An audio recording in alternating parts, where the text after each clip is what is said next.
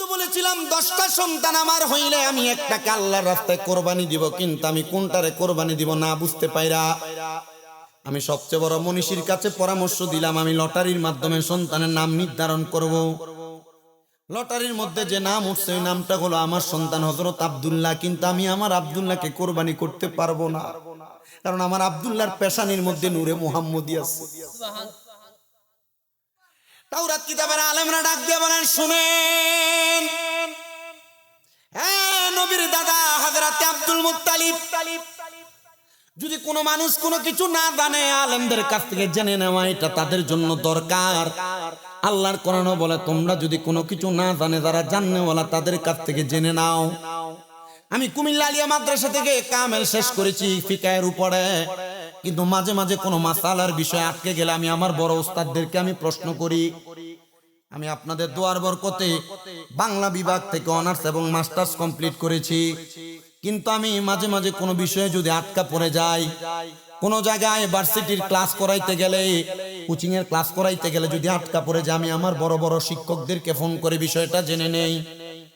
ঠিক তেমন ভাবে তাওরাত কিতাবের আলেমরা বলে, শোনো দুনিয়ার মানুষ, তোমরা যদি কোনো বিষয় না জানো তোমরা তোমাদের বিজ্ঞদের কাছ থেকে জেনে নাও। নবীজির দাদা হযরত আব্দুল মুত্তালিব বলে, আমি আবার তাওরাত কিতাবের বিজ্ঞ ওলামায়ে কেরামের কাছে প্রশ্ন করলাম, আপনারা বলেন হযরত আব্দুল্লাহর নাম যেহেতু উঠেছে, আমরা কেমন করে হযরত আব্দুল্লাহর নামের উপরে হযরত আব্দুল্লাহকে কুরবানি করা ছাড়া আমরা কেমন করে আমরা হযরত আব্দুল্লাহকে বাঁচায় রাখবো? তাওরাত কিতাবের আলেমরা বলে, শুনেন হযরত আব্দুল মুত্তালিব, আপনি শুনেন, হযরতে আব্দুল্লাহকে যদি আপনি বাঁচায় রাখতে চান, আব্দুল্লাহর জন্য আপনি তাকে একটা দাড়ি পাল্লায় ওজন করেন, ওজন করে হযরত আব্দুল্লাহকে এক দাড়ি পাল্লায় দিয়ে আরেকটার মধ্যে আপনি ওজন করে করে আপনি দেখেন হযরত আব্দুল্লাহর সম পরিমাণ হয় কিনা। এমন ভাবে হযরত আব্দুল্লাহর সম পরিমাণ করতে করতে হযরত আব্দুল মুত্তালিব 100টা উটের সম পরিমাণ করলেন হযরত আব্দুল্লাহকে। জোরে বলেন সুবহানাল্লাহ। 100টা উটের সম পরিমাণ করার পরে ওই তাওরাত কিতাবের বিজ্ঞ আলেমরা বলে, আপনি 100টা উটকে সদকা করে দেন, কিন্তু হযরতে আব্দুল্লাহকে আপনি এই জায়গার মধ্যে বাঁচায়া রাখেন, ওনাকে কোরবান করিয়েন না। আমার আল্লাহ তাআলা আপনার এই দানটাকে কবুল করে নিবে। সন্তানের নামের উপরে সদকা করে দিলেন উনি 100টা উট, কিন্তু 100টা উট যখন কোরবানি করে দিলেন, নবীজির আব্বা জান একবারে যুবক বয়স, মক্কার অলিতে গলিতে যখন হেঁটে হেঁটে বেড়ায় নবীজির আব্বা জান হযরতে আব্দুল্লাহর কাছে, তখন এবার মক্কার রাস্তা দিয়ে দিয়ে সুন্দরী সুন্দরী মেয়েরা হেঁটে হেঁটে চলে যায়, নবীজির আব্বা জানের দিকে তাকায় তাকায় তারা মুস্কি মুস্কি হাসে। নবীর আব্বা জান হযরতে আব্দুল্লাহ বলেন, হে মক্কার সুন্দরী সুন্দরী মহিলারা, তোমরা কেন আমার দিকে তাকায় থাকো আর আমার দিকে তাকায় তাকায় এমন ভাবে হাসো? না না না, তোমরা এমন কর্মকাণ্ড করো না, তোমাদের হাসির কারণ জানতে চাই। মক্কার সুন্দরী মহিলারা বলে, হে আব্দুল্লাহ শোনো, হে আব্দুল্লাহ, তোমার চেহারা মুবারক দেখলে আমাদের বড় ভালো লাগে, বড় মায়া লাগে। আব্দুল্লাহ গো, তুমি যদি চাও আমাকে বিবাহ করতে পারো। মক্কার কোটি কোটি বেশি বেশি সম্পদের মালিকের আয়েশা, বাদশার মেয়ের আয়েশা হযরতে নবীর আব্বা খাজা আব্দুল্লাহকে প্রশ্ন করে, আপনি যদি চান আমারে বিবাহ করতে পারেন। নবীর আব্বা কয়, না, আপনাদের এমন প্রস্তাব আমি গ্রহণ করতে পারলাম না। একদিন, 2 দিন, 3 দিন যখন নবীর আব্বা জানকে ডিস্টার্ব করা শুরু করলেন, নবীদের আব্বা জান দৌড়ে চলে গেলেন হযরতে খাজা আব্দুল মুত্তালিবের কাছে, মানে নবীদের দাদা জানের কাছে। উনি যাই ডাক দিয়ে বলতেছেন, হ্যাঁ আমার আব্বা জান গো, আপনি কি জানেন আমি যখন মক্কার রাস্তা দিয়ে হেঁটে হেঁটে যাই, মানুষগুলো আমার জন্য পাগল পারা হয়ে থাকে, মক্কার মেয়েরা আমার জন্য পাগল পারা হয়ে থাকে। ওগো আব্বা জান, আপনি কি এটার কোনো পরামর্শ গ্রহণ করে দিবেন আমাকে? হযরতে আব্দুল মুত্তালিব বলেন, আমি আমার সন্তান আব্দুল্লাহর কথা শুনে বড় হতাশাগ্রস্ত হয়ে গেলাম। আরে সন্তানের বয়স প্রাপ্ত হয়ে গেছে, যদি সন্তানকে বিবাহ না দেই, মক্কার মেয়েরা আমার সন্তান আব্দুল্লাহর জন্য তারা পাগল পারা হয়ে থাকবে। যাও আব্দুল্লাহ, তোমাকে আমি 3 দিন সময় দিলাম, এরপরে আমি তোমার সমস্যার সমাধান করে দিব। হযরত খাজা আব্দুল্লাহ বলে, শুধু তাই নয়, মক্কা নগরী থেকে একটু পাশে একটা বাজার আছে, কাকিয়া, একটা বাজার আছে, বাঙালিরা গেলে বেশিরভাগ ওই জায়গায় যায়। কাকিয়াতে যত মানুষ আছে সব বাঙালি, সব কি আপনি দেখবেন, আপনি গেলে ডাকে দেশি এদিকে, মক্কার যে বাজার কাকিয়া গেলে দেখবেন আপনারা ডাকে, বাঙালি মানুষরা মক্কার ভিতরে যে হোটেল আছে এগুলার আশেপাশে পান খুঁজে পায় না, তো পান খাওয়ার জন্য কাকিয়ে চলে যায়, খরচ কইরা কাকিয়ে চলে। আসেনি সৌদি আরব প্রবাসী কয়েকটা, আসেনি কাকিয়া?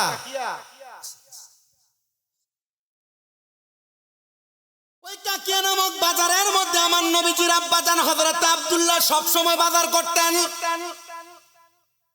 নবীজির আব্বাজান যখন বাজার করতেন, বাজারের মানুষেরা মক্কা এলাকায় আগমন করতেন। মক্কা থেকে আয়েশা মসজিদ যাওয়ার জন্য যে বাসগুলা পাওয়া যায়, এলাকাটার নাম হলো গাজা। ওই এলাকাটার নাম কি? গাজা। কি তো হিন্দু দেখেই ডরান। আর আল্লাহ নবী কয় কবরের ভিতরে একটা সাপ আইব, হলুদ কালারের, 2 শিংওয়ালা। যে সাপে সুটকুট্টির কলজাটা বেরে কামড় দিবে। ওয়াজ তো মিলাদুন নবী, সুদের কথা কইলেছি, গুনইব? সুদ করে আসেনি পূর্ব দই, অভাব নাই। কিতা আসসালামু আলাইকুম। আপনাকে তো কলটা রিসিভ করে দেখানো হচ্ছে যে মাহফিলে আছি আমরা।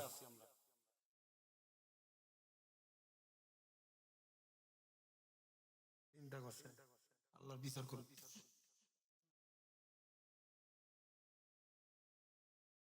এর আমি 5 বার মনে হয় রিসিভ করে শোনাইছি আমি মাহফিল। রাত্র বাজতেছে কয়টা? এর আমার লগে এখনো কাম। কথা যে জায়গায় ছিল, সুদখোর এলাকায় আসেনি, কম না বেশি? একটা আছে সাপ্তাহ সুদি, একটা আছে মাসিক সুদি, একটা আছে বছরে 1,30,000 খাওয়ান না সুদি। আসেনি? অভাব না, ইডি দিয়ে চলে।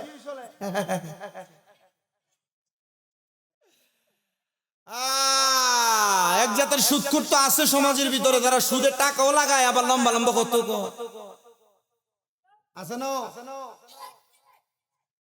আরেকটা হারাম খোর আছে আপনাদের এলাকায়, দেখবেন যেটা এলাকাতে সুদের ব্যবসা করে না, এটা জমি জায়গা বেচা 10 লাখ 20 লাখ টাকা ব্যাংকে এককালীন রাখা দেয়, এটার নাম দিছে এফডিআর।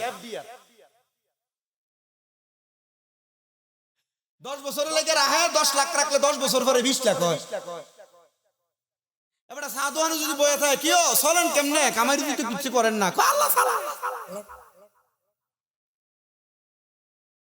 আল্লাহ সালাই নাম দিয়ে ব্যাংকের থেকে বছরে বছরে মাসে মাসে সুদের এফডিআর এর টাকা তুললে তুললে খায়, এমন সুদখোর এই পূর্ব দৈর এলাকায় আছে না? না,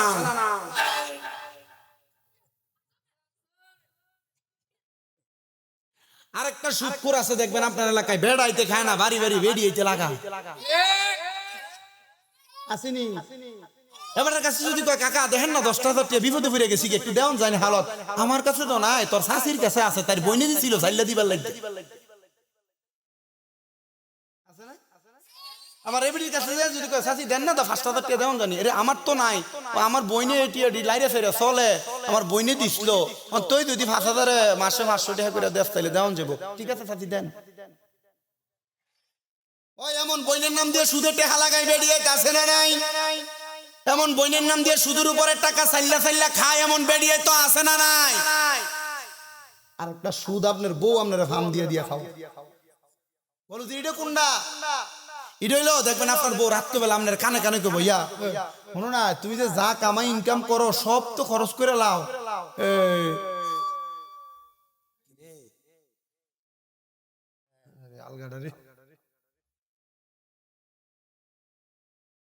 তুমি যে যা ইনকাম করো সব খরচ করে, আমরা আবুতারও একটা ভবিষ্যৎ আছে, আয়ো আয়ো আমরা ব্যাংকে একটা ডিপিএস করি, 3 বছর 5 বছর 7 বছরের ডিপিএস এর নাম দিয়া সুদে টাকা তুইলা তুইলা খায়, এমন পাবলিকও সমাজে আছে না নাই? অনেকে আছে কয় না, কারণ তলে তলে ওই ডিপিএস করে রাখছে।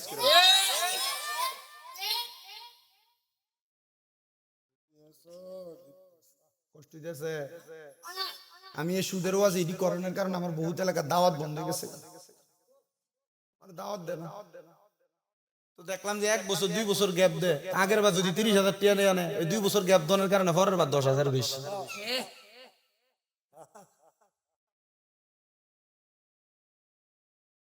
আবাদি সুৎখোর এলাকা আছে, কালকে সকালে সবাই কব ওয়াজ তো ঠিকই আছে, আর সুৎকুটি দোয়ানে কইব সবই তো ঠিক আছে, মাঝে মাঝে গুটাকা ঠিকটা কিতা এটা ওয়াজও আসেনি।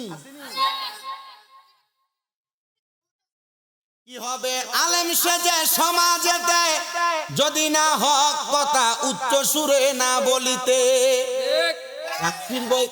চাকরির বই করো যদি, ছেড়ে দাও ইমামতি। কি হবে আল্লাহকে ধোঁকা দিয়ে, কি হবে বেঁচে থেকে অযথা বিদ্যা শিখে, যদি না গড়তে পারো শুধু মুক্ত সমাজটাকে।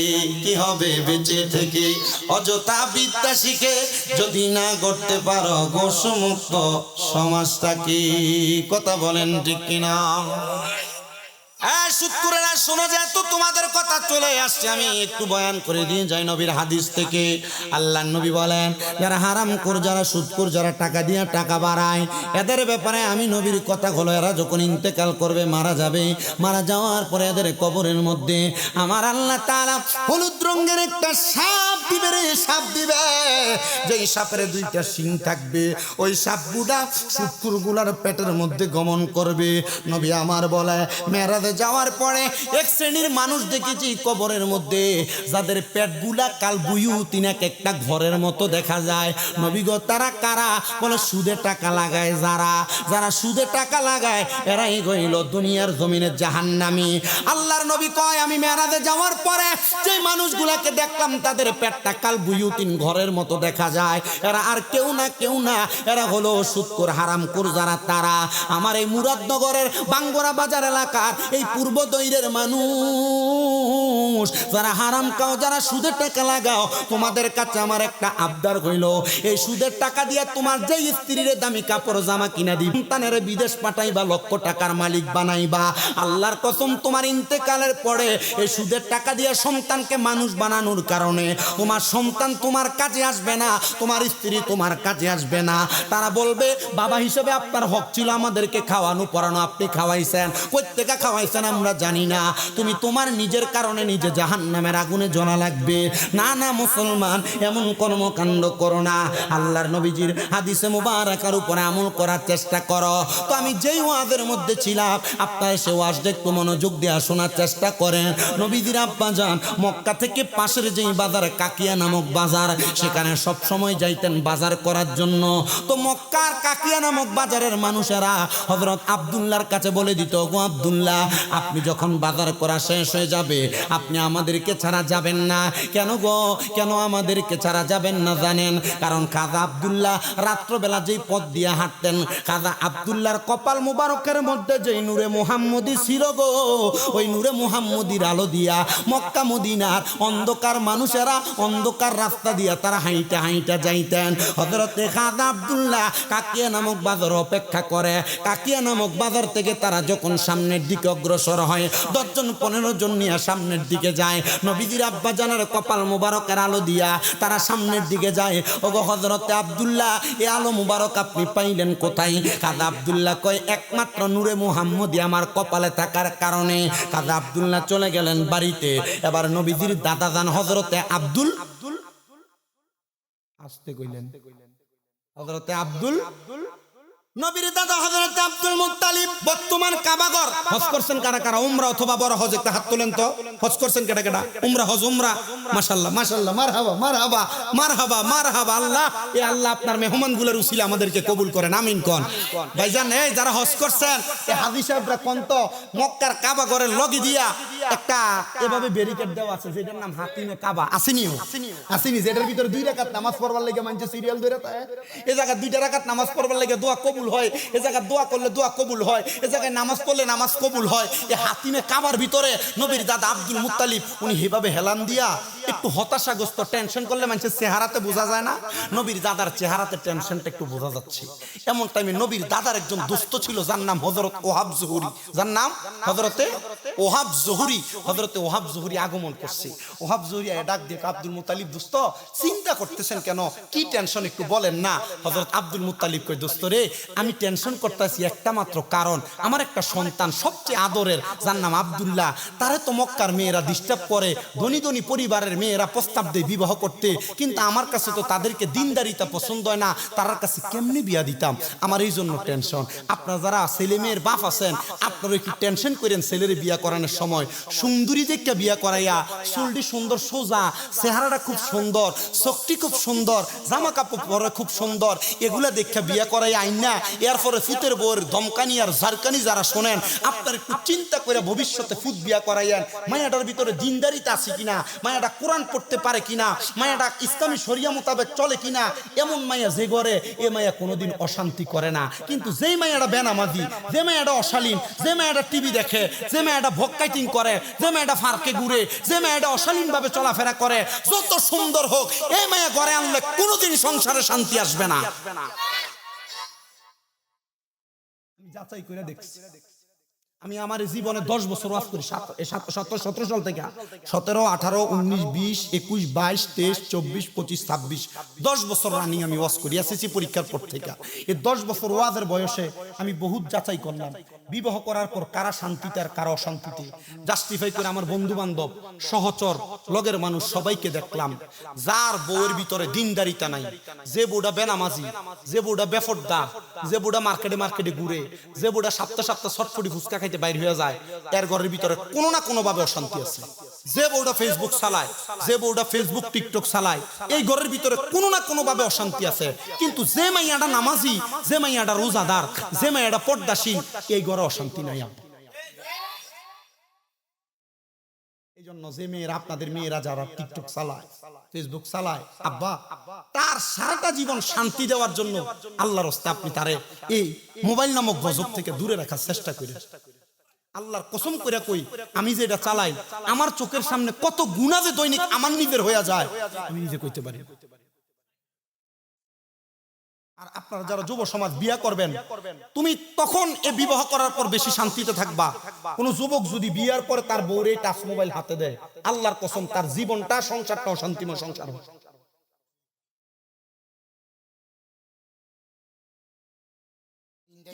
কেউ যদি মোবাইল কিনে দেয়, আল্লাহর কসম তার জীবন অশান্তিময় হবে। আপনাদের দুয়ার বরকতে কুমিল্লাতে আমার হেফজখানা অনেকগুলো মাদ্রাসা আছে না হুজুর, আমার অনেকগুলো ছাত্র বিবাহ করছে।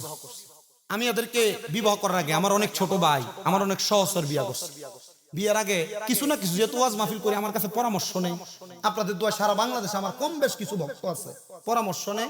আমি কইছি ভাই রে, আমার একটা এই অল্প কিছু দিন আগে আল্লাহ হাজার থেকে পড়ে আসছে, এই ছেলেটা আমার সাথে তার ক্লাস 6-7 থেকে তার সাথে পরিচয়। ছেলেটা আজহার থেকে আসার পরে কইছে, ভাইয়া একটা ভালো মেয়ে যদি পাই তাহলে বিবাহ করবো। আলহামদুলিল্লাহ আজহারে পড়ালেখা করলো, আমার ইনকাম আছে, আমি বউ চালাইতে পারবো। আমি কইছি ভাই রে, বিয়ে করবা ঠিক আছে, নামাজি মুত্তাকি ইমানদার এমন দেখে কইরো, আর যদি বিবাহ করো হাতে টাচ মোবাইলটা দিও না, তাহলে তোমার সংসারটা শান্তিময় হবে।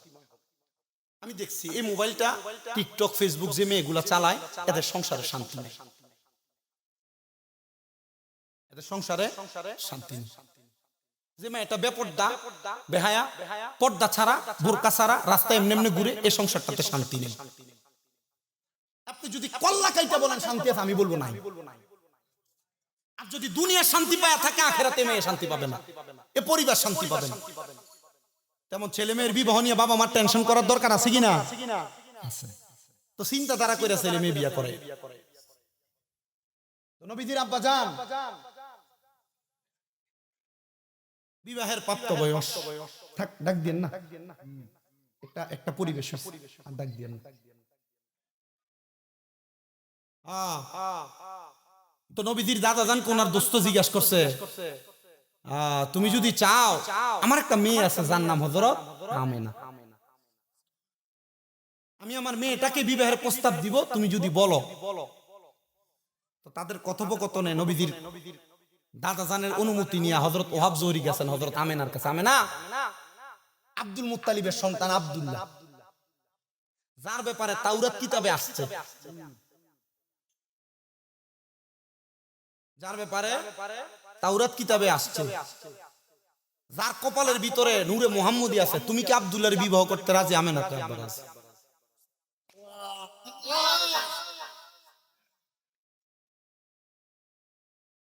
নবীজির আব্বা জানের বিবাহের ইন্তজাম হয়ে গেছে। বিবাহ সম্পূর্ণ হয়ে গেছে। নবীজির আব্বা জান হযরতে আমেনাকে নিয়া উনি ওনার হুজরার মধ্যে প্রবেশ করলেন বাসর রাত। পরের দিন সকালবেলা নবীজির আব্বা জান মক্কার গাজা নামক এলাকার রাস্তা দিয়ে হেঁটে যাচ্ছেন, কিন্তু মেয়েরা নবীজির আব্বা জানের দিকে তাকায়ও না, বিবাহের প্রস্তাবও দেয় না। নবীজির আব্বা জান দৌড়ে গেলেন হযরত আব্দুল মুত্তালিব নবীজির দাদা জানের কাছে। ও আব্বা জান, আজকে তো মক্কার মেয়েরা আমার ডিস্টার্ব করে না, বলে তাদেরকে জিজ্ঞেস করো। হযরত আব্দুল্লাহ জিজ্ঞেস করে, হ্যাঁ মক্কার সুন্দরী মহিলারা মেয়েরা, তোমরা কেন আজকে আমার বিবাহের প্রস্তাব দাও না, আমার ডিস্টার্বও করো না? মক্কার সুন্দরী সুন্দরী মেয়েরা ডাক দিয়ে বলে, আব্দুল্লাহ রে, আমরা তো তোমার পাগল ছিলাম না, তোমার কপালের মধ্যে পেশানির মধ্যে যে নূরে মুহাম্মদী ছিল, আমরা ছিলাম সেই নূরে মুহাম্মদীর পাগল। সুবহানাল্লাহ। কই গেল নূর, কই? হযরত আব্দুল মুত্তালিব বলে, আব্বা জান, গতকালকে বাসর রাতের মধ্যে আপনাদের যে মধুর মিলন হয়েছে।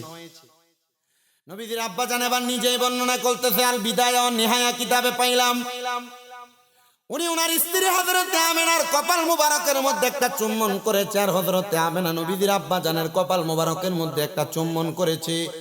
এই চুম্বনের সাথে সাথে নবীজির আব্বা জানের পেশানি মুবারক থেকে নূরে মুহাম্মদী নবীজির আম্মা জানের রেহেম মুবারকের মধ্যে চলে গেছে। বলেন সুবহানাল্লাহ। जबकि सरकार तशरीफ लाने लगे, हुरगिल्मा भी खुशियाँ मनाने लगे, हर तरफ नूर की रोशनी छा गए, मुस्तफ़ा क्या मिले जिंदगी मिल गए, ए हलीमा तेरे गाद में आ गए, दोनों आलम के रसूल अल्लाह ही अल्लाह, जश्ने आमदे रसूल अल्लाह ही अल्लाह, दोनों आलम के रसूल। जबकि सरकार तशरीफ लाने लगे और गिल्मा भी खुशियाँ मनाने लगे, हर तरफ नूर की रोशनी छा गए, मुस्तफ़ा क्या मिले जिंदगी मिल गए, ए हलीमा तेरे गोद में आ गए, दोनों आलम के रसूल अल्लाह ही अल्लाह, जिसने आमदे रसूल। নবীজির আব্বা জান বলেন, নূরে মুহাম্মদীটা এবার আমার স্ত্রীর গর্ভের মধ্যে চলে গেল। নবীজির আব্বা জান নবীর জন্মের আগে দুনিয়া থেকে বিদায় হয়ে গেলেন। ব্যবসায়িক কাজে ইরাকের পথে রওনা করে অদ্দিপথের মধ্যে নবীজির আব্বা জান ইন্তেকাল করলেন। এবার নবীর মা ডাক দিয়া কয়, জগতের মানুষ, আমার সন্তান মুহাম্মদুর রাসূলুল্লাহ সাল্লাল্লাহু আলাইহি ওয়াসাল্লাম কেমনে আগমন করছে শোনো। আমার নবীজির আম্মা জানের বর্ণনাগুলা দেখতে যা পাইলাম, বর্তমানের মা বোনরা গর্ভবতী হইলে মা বোনদের মাসিক বন্ধ হয়ে যায়। আমার নবীজির আম্মা জানের এমন কোনো সমস্যা হয় নাই, বন্ধ হয়ে যায় নাই।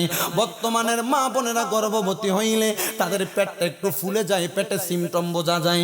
নবীর আম্মা জান বলেন, আমার পেটের মধ্যে এমন কোনো সিমটম আমি দেখি নাই। ওগো মা আমেনা, আপনি কেমন কেউরে বুঝতেন নবীজি আগমন করবে? নবীর আম্মা জান বলেন, আমি যখন আমার ঘরের মধ্যে ঘুমাইতেছিলাম, আমার ঘরের মধ্যে প্রথম মাসে একজন আগমন করছে। আমার ঘরের সামনে আইসা আমার সালাম দেয়, আসসালাতু আসসালামু আলাইকা ইয়া রাসূলুল্লাহ। আমার ঘরে যখন সালাম দেয়, আমি সালামের জবাবটা পাইয়া আমি ঘরের দরজাটা খুললাম। আমি দরজা খুলে দেখলাম কে জানি আমার ঘরের দরজায় দাঁড়ানো, ওনার পাগুলা জমিনে, মাথাটা আছে আসমানের মধ্যে। আমি জিজ্ঞাসা করলাম, কে গো, আপনি কে, আপনার পরিচয়টা কি? উনি আমার জবাব দেয়, আমারে কি তুমি চিনো না? আমি কইলাম, হযরতে আদম সফিউল্লাহ। আপনি কেন আসছেন? বলে, মুহাম্মদুর রাসূলুল্লাহর সালাম দেওয়ার জন্য। নবীর আম্মা জান বলে, যখন 2 মাস হইল, 2 মাসের সময় আমার ঘরের দরজা আবার একজন সালাম দেয়, আসসালামু আলাইকা আইয়ুহান নাবিয়্যু বইলা নবীরে সালাম দেয়। যখন সালাম দেয়, আমি ঘরের দরজা খুললাম। দরজা খুলে দেখলাম একজন মানুষ দেখা যায়। ওনার পাগুলা জমিনে আর মাথাটা আসমানের মধ্যে। আমি জিজ্ঞাসা করলাম কে গো আপনি? উনি আমার জবাব দেয়, আমি কইলাম গত মাসে যিনি আপনার কাছে আসছে হযরত আদম নবীর সন্তান, আমার নাম হযরতে শীশ আলাইহিস সালাতু ওয়াস সালাম। কেন আইছেন আমার ঘরের দরজায়? বলে নবীরে সালাম দেওয়ার জন্য। এবার তৃতীয় মাসে আরেকজন আগমন করছে, আইসা সালাম দেয় নবীরে। নবীর আম্মা দরজা খুলে কয় কে আপনি? উনি জবাব দেয় আমারে আপনি চিনেন না। আমি কইলাম হযরতে ইব্রাহিম খলিলুল্লাহ। জোরে কোন সুবহান। কেন আসছেন? বলে নবীর সালাম দেওয়ার জন্য। এবার চতুর্থ মাসে আরেকজন আগমন করছে। নবীর আম্মা কয়ে দরজা খুললাম, জিজ্ঞাসা করলাম কে আপনি? উনি কয়ে আমার নাম হলো হযরতে দাউদ আলাইহিস সালাতু ওয়াস সালাম। আমি এবার দরজা খুললাম পঞ্চম মাসে, জিজ্ঞাসা করলাম আপনি কে, কেন আগমন করছেন? উনি জবাব দেয় আমার নাম হলো হযরতে ইসমাঈল আলাইহিস সালাতু ওয়াস সালাম। এবার দরজা খুললাম, আবার জিজ্ঞাসা করলাম কে আপনি গো? উনি ডাক দিয়া কয় আমার নাম হযরতে মুসা আলাইহিস সালাতু ওয়াস সালাম। এবার অষ্টম মাস আমি দরজা খুললাম, আমি দেখলাম আরেকজন নবী আগমন করছে। আমি জিজ্ঞাসা করলাম কে আপনি? উনি কয় আমার নাম হযরতে নূহ আলাইহিস সালাতু ওয়াস সালাম। নবম মাসে আমার ঘরের দরজায় আইসা আসসালাতু ওয়াসসালামু আলাইকা ইয়া রাসূলুল্লাহ কইয়া নবীরে সালাম দিতাছে। আমি জিজ্ঞাসা করলাম কে আপনি? উনি আমার জবাব দেয় আপনি আমার চিনেন না। আমি কইলাম হযরতে ঈসা রুহুল্লাহ। আপনি কেন আসছেন? আপনার আগে আদম নবী আসছে, আপনার আগে শীষ নবী আসছে, আপনার আগে দাউদ নবী আসছে, আপনার আগে মুসা নবী আসছে, আপনার আগে ইসমাইল নবী আসছে, আপনার আগে ইব্রাহিম নবী আসছে, আপনার আগে নূহ নবী আসছে, আপনার আগে হযরতে দাউদ নবী, ইব্রাহিম নবী, মুসা নবী, নূহ নবী, হযরতে শীষ নবী, হযরত আদম নবী আসছে। আপনি 9 নাম্বার নবী, আপনি কেন আসছেন? বলে আমি রাহমাতাল লিল আলামিন নবীরে স্বাগতম জানানোর জন্য আগমন করেছি। জোরে বলেন সুবহানাল্লাহ। বন্ধুরে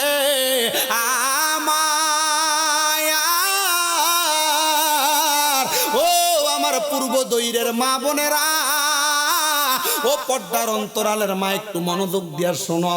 এবার 9 জন নবী যখন নবীদের আম্মাজানকে খবর দিছে, নবীর আম্মা কয় আমার বুঝতে দেরি হয় নাই, আমার এই পেট মুবারকের মধ্যে রাহমাতাল লিল আলামিন নবী আছে। নবীর আম্মা কয় এবার আমি খুশি হয়ে গেলাম। আমি আমার ঘর মুবারকের মধ্যে অবস্থান করতে লাগলাম। যারা হজে গেছো তোমরা জানো, মারওয়া পাহাড় থেকে ডাইন দিকে বাইর হইয়া প্রথম বাড়িটার নাম হলো আবু জাহেলের বাড়ি। আবু জাহেলের বাড়ির একটু পাশে হলুদ কালারের রং করা একটা বাড়ি আছে, যেই বাড়িটা হইলো মাউলুদুন নবী সাল্লাল্লাহু আলাইহি সাল্লামুল বাইত। আমার নবীর আগমনের ঘর হইলো এই ঘরটা। সৌদি সরকার এটার এখন লাইব্রেরি বানায় রাখছে। ও বন্ধু, নবীর আম্মা কয় 9 মাস যখন শেষ হয়ে গেল, এবার নবীজি আগমন করবে রবিউল আউয়াল মাস 12 তারিখ সোমবার। সকাল এখনো হয় নাই, আমার ঘরটা রাত্রর আলোতে একটু ঝিলিমিলি করতেছে। এমন টাইমে আমি আমার ঘরের মধ্যে রইলাম। ঘরের মধ্য থেকে কাবা ঘরটা তখন দেখা যায়। আমি হযরতে আমেনা কাবা ঘরের দিকে তাকিয়ে দেখলাম আল্লাহর আসমানের মধ্য থেকে 3টা কাপড় কাবা ঘরের ছাদের উপরে পড়ছে। একটা সাদা কালার, একটা কালো কালার, একটা সবুজ কালার। এই 3টা কাপড় আল্লাহর কাবা ঘরের ছাদে পড়ছে। মা আমেনা কয় জগতের মানুষ, এই 3টা কাপড় যখন কাবার ছাদে পড়ছে, আমি আবার কাবার ছাদের দিকে তাকিয়ে তাকিয়ে হাসতেছি। আমি এমন টাইমে দেখলাম গো, কাবার ছাদের উপরে সুন্দর একটা নারী আল্লাহর আসমান থেকে নামতেছে।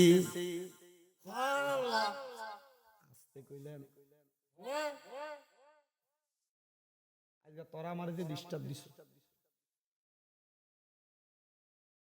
কয়েক লাখ টাকা দিল এই ডিস্টার্ব পূরণ হইত না।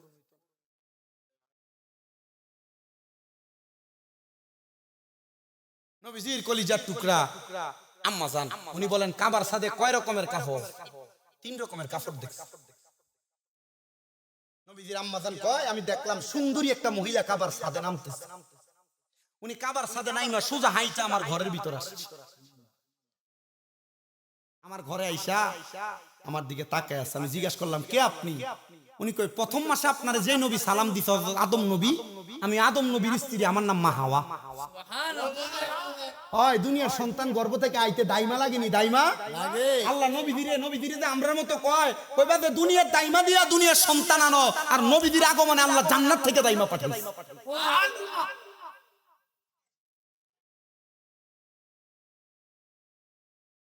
আমার নবীজির আম্মা জান বলেন হযরতে হাওয়া যখন আমার ঘরে আগমন করলো, ওনার হাতের মধ্যে একটা পেয়ালা ছিল।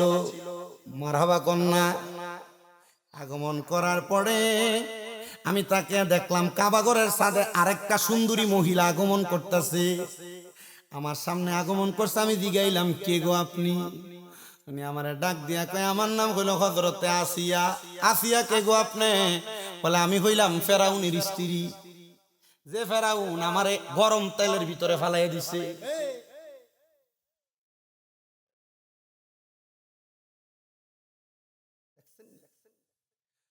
আপনি কেন আইছেন? বলে, ফেরাউন কইছে তারে যদি খোদা মানি তাহলে আমার গরম তেলে ফালাইতো না। আমি কইছি না, আমার খোদা একজন, তিনি আল্লাহ। আমার আল্লাহ আমারে সম্মান দিয়া নবীর আগমনের সময় আমার এখানে পাঠাইছে। হযরত আসিয়া যখন আসছে, ওনার হাতে একটা জান্নাতি পেয়ালা। নবীর আম্মা কয়, আমি আবার তাকাইলাম কাবার সাথে, দেখি আরো সুন্দরী একটা মহিলা আগমন করতেছে। আমি জিগাইলাম, কে আপনি? উনি আমারে ডাক দিয়া কয়, আমার নাম হযরত মরিয়ম আলাইহিস সালাতু ওয়াস সালাম। শেষ যেই নবীটা আপনারা সালাম দিতে, আমি হইলাম সেই ঈসা নবীর মা। বাপ সারাফুত জন্ম দিছি। নবীর আম্মা কয়, উনার হাতে একটা জান্নাতি পেয়ালা। আমি ওই পেয়ালাটা দেখলাম।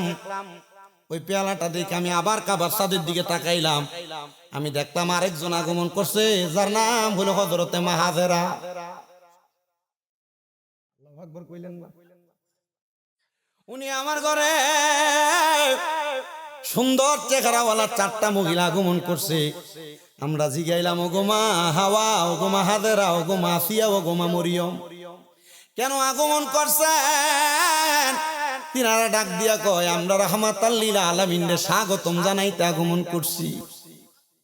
ওরে মা আমেনা বলেন, সেদিন তিনটি পতাকা পূর্ব পশ্চিমে কাবার ছাদে দিয়েছিল দেখা। হায়রে মা আমেনা বলেন, সেদিন তিনটি পতাকা পূর্ব পশ্চিমে কাবার ছাদে দিয়েছিল দেখা। আসলেন নবী পোশাকে পরা, আসলেন নবী পোশাকে পরা, সুরমা লাগা দুনয়ন, উল্লাসে মাতিয়াই ওঠে পে নবীর দো চরণ, উল্লাসে মাতিয়াই ওঠে পে নবীর দো চরণ। দয়াল নবীর আগমনে, দয়াল নবীর আগমনে আনন্দিত ত্রিভুবন, উল্লাসে মাতিয়াই ওঠে পে নবীর দো চরণ। নবীর আগমনে খুশি কে কে? একটু দুইটা হাত উঠে দেখান, আর দুইটা হাতকে নবীর রঙের পতাকা বানানোর জোরে জোরে বলেন, নারায়ে তাকবীর, আল্লাহু আকবার, নারায়ে রিসালাত, ইয়া রাসূলুল্লাহ। বলেন, দয়াল নবীর আগমনে, দয়াল নবীর আগমনে আনন্দিত ত্রিভুবন, দয়াল নবীর চুরে আনন্দিত ত্রিভুবন, উল্লাসে মাতিয়াই ওঠে পে নবীর দো চরণ, উল্লাসে মাতিয়াই ওঠে পে নবীর দো চরণ। জান্নাত হতে হাওয়া আসিয়া মরিয়ম হাজেরা মিলাদুন নবী পালন করতে আসিলেন তারা। সবাই মিলে গাই গুণগান, সবাই মিলে গাই গুণগান করিয়া নবীর শরণ, উল্লাসে মাতিয়াই ওঠে পে নবীর দো চরণ। দয়াল নবীর হে দয়াল নবীর আনন্দিত ত্রিভুবন, উল্লাসে মাতিয়াই ওঠে পে নবীর দো চরণ, উল্লাসে মাতিয়াই ওঠে। অবিরত খুশির নারা দিচ্ছে সৃজন কুল, ববের মাঝে পেয়ে তারা মুহাম্মদের রাসূল। মারহাবা মারহাবা দনি, মারহাবা মারহাবা দনি জিকির করে সারাক্ষণ, উল্লাসে মাতিয়াই ওঠে পেয়ে নবীর দো চরণ, উল্লাসে মাতিয়াই ওঠে পেয়ে নবীর দো চরণ। জবান খুলে বলেন না আল্লাহু আকবার। বন্ধুরে আমার নবীর মা ডাক দিয়া কয় জগতের মানুষ আমার ঘরে 4 জন জান্নাতি মহিলা আইলো একটা হলো মা হাওয়া একটা হলো মা মরিয়ম একটা হলো মা হাজেরা একটা হলো মা আসিয়া যখন এই 4টা মা আগমন করলো আমারে তারা 4 জন 4 রকমের শরবত পান করায়া তারা আমার ঘর থেকে বিদায় হয়ে গেল এমন টাইমে সুবে সাদিকের সময় আমি দেখলাম আমার ঘরটা নূরের আলোতে ঝলমল ঝলমল করতেছে আমি এবার তাকাইলাম কাবা ঘরের ছাদের দিকে না জানি কাবার কোনো নুরানি পাওয়ার আমার ঘরে আগমন করছে কিন্তু আমি দেখলাম না আমার ঘরে আগমন করছে রাহমাতুল লিল আলামিন মা আমেনা ডাক দিয়ে কয় জগতের মানুষ রে যখন নবী আগমন করছে আমি কাবার দিকে তাকাইলাম কিন্তু আমি শুধু কাবা দেখি না আমার ঘর থেকে আমি কাবার দিকে তাকানোর সাথে সাথে আমি দেখলাম শাম দেশের বড় বড় রাজপ্রাসাদগুলা দেখা যায় ও মা আমেনা আপনার চোখ দিয়া কি আপনি শাম দেশ দেখবেন নি কোথায় মক্কার কোথায় হলো শাম দেশ মা আমেনা কয় আমি আমার চোখের আলো দিয়া দেখি নাই আমি দেখছি নূরে মুহাম্মদীর আলো দিয়া ও বাবা যারা নবীরে মাটি প্রমাণ করার চেষ্টা করে এরারে দিয়া কইবা আমার নবী মাটির নবী না আল্লাহ কোরআনুল কারীমের মধ্যে বলছেন কদ জাআকুম মিনাল্লাহি নূরুন ওয়া কিতাবুম মুবিন এইমাত্র আমি আল্লাহর পক্ষ থেকে তোমাদের কাছে আসিয়াছে একটা নূর এবং একটা কিতাব ও বন্ধুরে বেশি উপরের কোনো কিতাব লাগবে না তাফসীর জালালাইন শরীফ আমরা পড়ি কওমি ভাইয়েরা পড়ে জামাতের ভাইয়েরা পড়ে আহলে হাদিস ভাইয়েরা পড়ে সবাই তাফসীর জালালাইন পড়ে ওই তাফসীর জালালাইন শরীফের মধ্যে এই কদ জাআকুম মিনাল্লাহি নূর আয়াতের প্রমাণ করতে দেয়া আল্লামা জালালউদ্দিন সুয়ুতি জালালউদ্দিন মুহুল্লি দুইজন তাফসীর কারক একই সাথে বলতেছে ইয়ানে নূরুম বমানা মুহাম্মাদুর রাসূলুল্লাহ সাল্লাল্লাহু আলাইহি ওয়াসাল্লাম জোরে বলেন সুবহানাল্লাহ ওরে নবী আমার নূরের নবী নবী আমার নূরের নবী মাটির নবী না আমার মতো মানুষ নবী বেঈমানেরা কয় বলেন আমার মতো মানুষ নবী ওই মাটি আর সাধারণ মানুষ অপব্যাখ্যা করে আর যুক্তি তর্কে সরল মনা যুক্তি তর্কে সরল মনা লোকের ঈমান চুরি করে থাইকো হুঁশিয়ারে মুমিন থাইকো হুঁশিয়ারে চলছে ধর্ম নিয়া বাড়াবাড়ি ধর্ম হেই সোনাকান্দার হুজুর কেবলার আমরারে শিখাইছে নবী নূরের নবী ঠিক বেড়া 2-3 বছর বিদেশ করে আইয়া কয় নবী মাটির নবী নবী আমরার মতোই মানুষ আমরারে বড় বড় পিস মাছ একটা শিখাইছে নবী নূরের নবী বেড়া কয় মাটির নবী এজন্য আশেক কয় ও নবী মাটি আর সাধারণ মানুষ অপব্যাখ্যা করে যুক্তি তর্কে সরল মনা লোকের ঈমান চুরি করে তাইকো হুঁশিয়ারে মুমিন থাইকো হুঁশিয়ারে চলছে ধর্ম নিয়া বাড়াবাড়ি ধর্ম নিয়া বাড়াবাড়ি আগুনিমা নের বাজারে তাইকো হুঁশিয়ারে মুমিন থাইকো হুঁশিয়ারে উম্মত হবে 73 দল 72 দল যাইবে রে তল বলিয়াছেন নবী দনে দেখ না হাদিস খুলে ওরে বর্তমানে বাতাল পারকা বিশ্ব গেছে বরে যুক্তি তর্কে সরল মনা লোকের ঈমান চুরি করে তাইকো হুঁশিয়ারে মুমিন থাইকো হুঁশিয়ারে নবীর তাজিম মিলাদ কিয়াব আহলে বায়াতের সম্মান করিতে আউলিয়ার সন্ধান বলছেন পরওয়ারি ওরে সব কথা শুনলে তাদের মাথায় বাড়ি পড়ে মিলাদ কিয়ামের কথা শুনলে এক জাতে হন সেটা জায়গা বেদাত বেদাত করে দাত্রী বের করে দেয় কতক্ষণ না ঠিক কিনা ওই নবীর মিলাদ পড়লে ক্যাম্প করলে তুই সেটা দাসকা কই শয়তান যেমনে বেজার হয়ে জায়গা নবীর মিলাদ পড়ার ক্যাম্প করে দেখলে আমারও গা আগুন ধরে জায়গা কতক্ষণ না ঠিক কিনা ওরে নবীর তাজিম মিলাদ কিয়াম আহলে বায়াতের সম্মান করিতে আউলিয়ার সন্ধান বলছেন পরওয়ারি ওরে এসব কথা শুনলে যাদের মাথায় বাড়ি পড়ে ওরে শয়তান যেমন বেজার ছিল আদম সেজদা করিবারে তাইকো হুঁশিয়ারে মুমিন থাইকো হুঁশিয়ারে নতুন নতুন ফতোয়া দিব মিলাদ নাই কিয়াম নাই সালাম নাই জানাজার পরে দোয়া নাই, এটা নাই, ওইটা নাই, সবে বরাত নাই, সবে মেরাজ নাই, সবে কদর নাই, নতুন নতুন ফতুয়া চলে কি চলে না? তারারে জবাব দিবা তোমার কাছে সব নাই, আমার কাছে সব আছে, কারণ আমি হইলাম সুন্নি। কথা কন না কি? শুধু সুন্নি না, আমরা হইলাম সুন্নির ঘরে সুন্নি। বলে হুজুর কেন?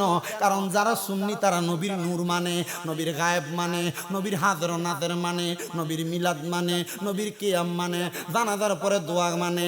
কিন্তু বাবা বর্তমানে তো জানাজার পরে দোয়া উঠতে গেছে গা, দোয়া করতে চায় না, কয় তাড়াতাড়ি লাশটা লইয়া দৌড়া, দোয়া করতে গেলে গা এটা কোরআন হাদিসে নাই। আরে বেটা, বাপ করে গেছে, বাপের লেগে দোয়া করতাম না তো করতাম কিটা, তুই একটু আমারে কস না। আল্লামা আবু সুফিয়ান আল কাদিরের এক বেটা কয় হুজুর এটা কোরআন হাদিসে নাই, দোয়া করা যাবে না, এটা বেদাত। কয় চলো তাহলে বদদোয়া করি। আল্লাহ নবী কয় ইজা সাল্লাইতুম, যখন তোমরা যখন তোমরা সালাত আদায় করো আলাল মাইয়িতি, মৃত ব্যক্তির জন্য, ফাখলিসু লাহু দুআ, অতঃপর তার জন্য দোয়া করো। নবী কয় দোয়া করতে, মোল্লা কয় দোয়া কইরো না। এই নবীর কথা মানবেন না মোল্লার কথা মানবেন? আস্তে কইতাছে এই নবীর কথা মানবেন না মোল্লার কথা মানবেন? এখন নতুন নতুন ফতুয়া দিয়ে আপনার জানাজার পরে দোয়া তুলে দিতেছে। ডাইরেক্ট কইবা তোমার মায়ের জানাজার পরে, বাবার জানাজার পরে, দাদার জানাজার পরে কোন মৌলবী যদি বলে জানাজার পরে দোয়া নাই, তাহলে চাপ দিয়ে ধরে কইবা আমার মা মরছে আমি দোয়া করবো। তুই বলার কে? তোর সাথে আমার সম্পর্ক নাই, কারণ মা বাবার জন্য সন্তান দোয়া করবে, এটা মা বাবার প্রাপ্য হক। নারে তাকবীর, নারে রিসালাত, ঈদে মিলাদুন নবী। হ্যাঁ কয় 60 দিন না করা বেদাত, হ্যাঁ কয় 40 দিন করা বেদাত, কিন্তু বিরানিটা রাইন দেয় আর মাদ্রাসা দিয়ে দিলে এটা বলে দাঁত। তখন যায় কথা কম না। 60 দিনের কয় বেদাত? নতুন আইছেন আপনার এলাকা দিদি দেখবেন 60 দিনে বেদাত, 40 বেদাত, জানাজার পরে দোয়া বেদাত। আল্লাহ নবী তো ইজা সাল্লাইতুম আলাল মাইয়িতি ফাখলিসু লাহু দুআ, হে জগতের মানুষ যখন তোমরা মৃত ব্যক্তির জন্য জানাজার নামাজ পড়বা তোমরা তার জন্য দোয়া করো। নবী কইছে জানাজার পরে দোয়া করতে, আর হে কয় মাটি দিয়ে দোয়া করো। ঠিক কথা কন না? আছে কি না? আব্বাজি সাবধান করে দিয়ে যায়, সতর্ক করে দিয়ে যায়। এই যুব সমাজ মনে রাখবা, আমাদের একটা নাম আছে, আমাদের একটা দাম আছে। আমাদের নাম আর দায়িত্বরা কোনোদিন কইছে তোমরা আমরা সেজদা করো, পীর মাসে কোনোদিন কইছে মাজারে সেজদা করো। এরা আমরা মাজার পূজারি কয়ে কয়ে মানুষের কাছে আমাদেরকে নেগেটিভিটি তৈরি করে আমাদেরকে ইসলামের পথ, আউলিয়া কেরামের পথ, সুফিবাদের পথ থেকে দূরে নিতে চায়। খোদার কসম, আউলিয়া কেরামের পথ থেকে যারা দূরে নিতে চায় এরা উগ্রবাদী তৌহিদি জনতা নাম দিয়া মাজার ভাঙচুর করে বাংলাদেশের সাম্প্রদায়িকতা নষ্ট করতে চায়। বাংলাদেশের সরকার তারেক রহমান সাহেবকে বলবো, যারাই বাংলাদেশে মিলাদুন নবী বন্ধ করতে চায়, মাজার ভাঙচুর করে, এরাই বাংলাদেশে উগ্রবাদিতাকে প্রমোট করে বাংলাদেশে অরাজকতা সৃষ্টি করে, এদেরকে গ্রেফতার করেন, নচেত বাংলাদেশে অশান্তি এরাই সৃষ্টি করবে। ডান হাত তুলে বলেন ঠিক না বেঠে? আউলিয়া কেরামের মাজার ভাঙ্গো, যার উসিলায় সিন্নি খাইছো মোল্লা চিনো না, পরনে দুটি খুলে লুঙ্গি পরাইছো অলিরা, এই অলির মাজার ভাঙতে যায়। হ্যাঁ আচ্ছা, কোন মানুষ যদি বিধর্মীয় হয় আপনারা কি কইছে তার মরার পরে তার লাশ তুলে জ্বালায় দেন? না। পাইছো কো? পাইলা কই? নতুন ইসলাম শিখাও আমাদেরকে। ইসলাম মানুষদেরকে শিখানো লাগবে না, আমরা ইসলাম শাহজালাল ইয়ামিনী শিখিয়ে দিয়ে গেছে, আমরা ইসলাম শাহপরানী ইয়ামিনী শিখিয়ে দিয়ে গেছে, আমরা শাহ মাকদুম আমাদেরকে ইসলাম শিখিয়ে দিয়ে গেছে, বড় বড় আউলিয়া বুজুর্গানে তিনটা আমাদেরকে ইসলাম শিখিয়ে দিয়ে গেছে। নতুন করে ইসলাম শিখানোর নাম দিয়ে তারা ভণ্ডামি করে, এরা কখনো ইসলামকে প্রমোট করতে চায় না, ইসলামের নাম দিয়া ইসলামের বদনাম করে বাংলাদেশ অরাজকতা সৃষ্টি করতে চায়।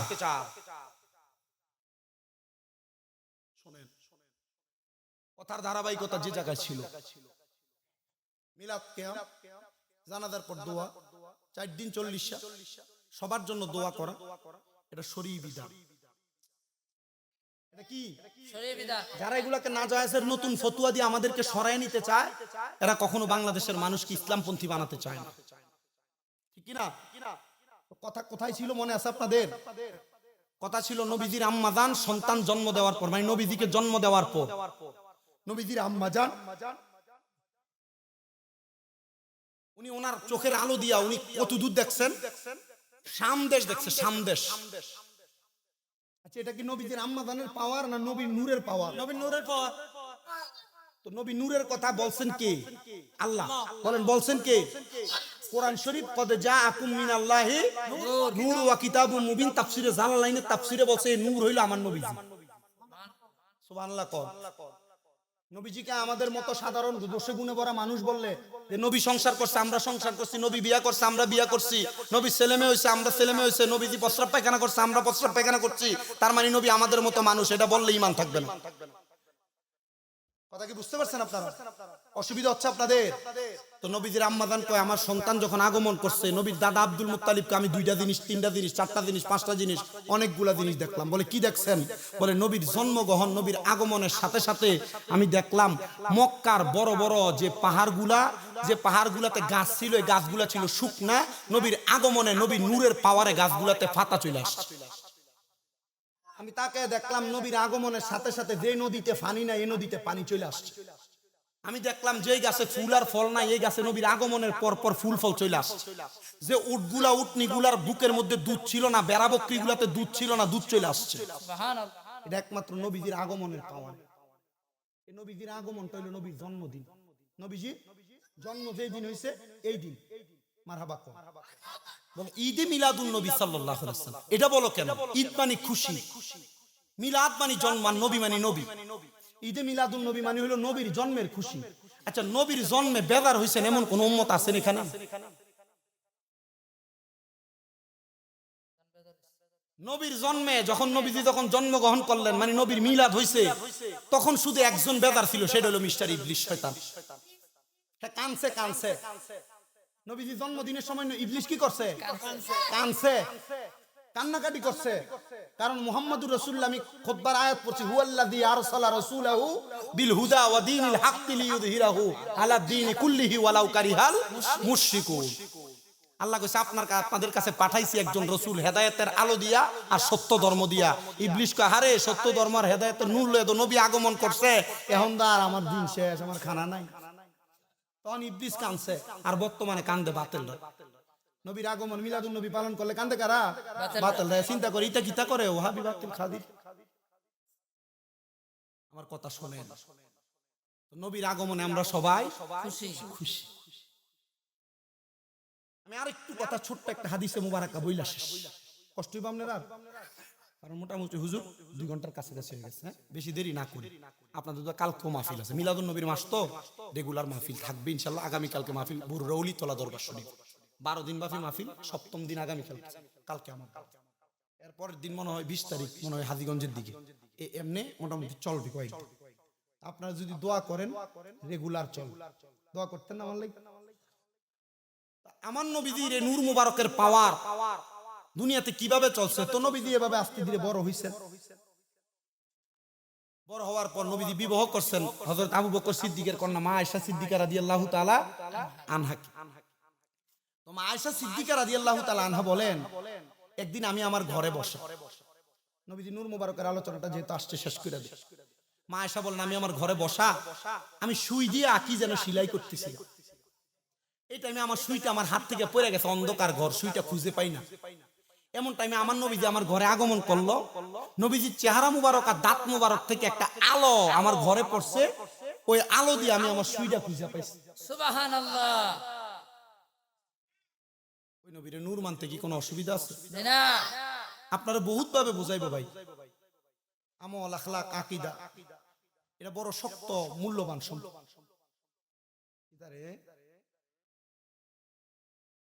আমি মনে করছি বুম টুমনি মেরে দিছি। বাংলাদেশের অবস্থা তো ভালো না, কোন দিয়ে কিতা মেরে দেব। দেখিস আমরা সুন্নি, আমরা ওহাবি না, মারিস না। আল্লাহ আমাদের কবুল করুক, আমিন। তাহলে নবীর আগমনে খুশি, আল্লাহ আমাদেরকে কবুল করেন, আমিন। আমিন। তাহলে নবীর মিলাদুন নবী কি আর বোঝানো লাগবে?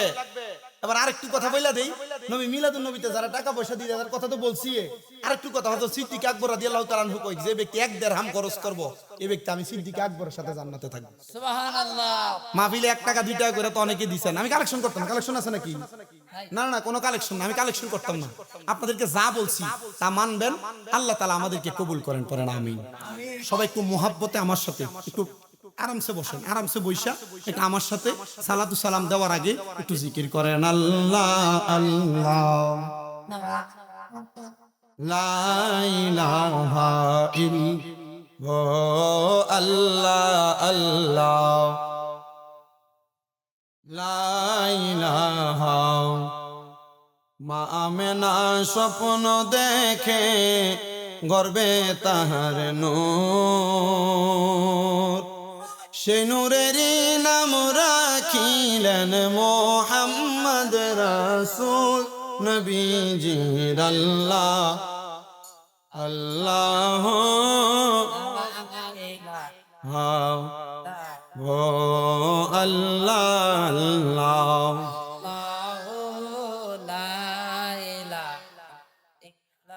রহমত বরকত লইয়া নবীজি আসলেন ধরাই, আসুন সবাই দাঁড়াই। আল্লাহ আল্লাহ আল্লাহ। পাগল মন একবার আর বাবলি না রে তো হইব রে মহরম। মাশাআল্লাহ আল্লাহ আল্লাহ।